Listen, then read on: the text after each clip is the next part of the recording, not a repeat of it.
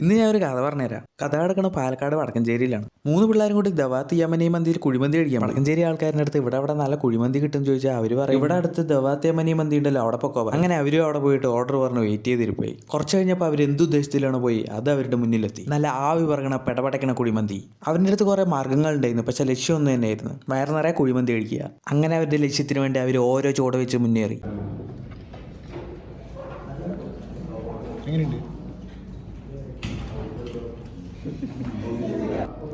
Boys ആദ്യത്തെ plate കഴിഞ്ഞിട്ടുണ്ട്, ഇന്നമ്മ അടുത്ത പ്ലേറ്റ് പറഞ്ഞിട്ടുണ്ട്. വരും.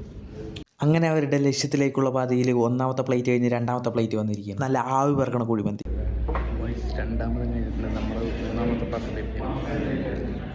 അങ്ങനെ വിശപ്പിൻ്റെ വിലയിറങ്ങുന്ന പിള്ളേർക്ക് ആ മന്തി കിട്ടിയത് വലിയൊരു ആശ്വാസം തന്നെയായിരുന്നു. അതുകൊണ്ട് അവന്മാർ നല്ല തട്ട് കിട്ടി അവിടെ നിന്ന്. ബോയ്സ് അങ്ങനെ അവസാനിപ്പിച്ചു, മതിയായി.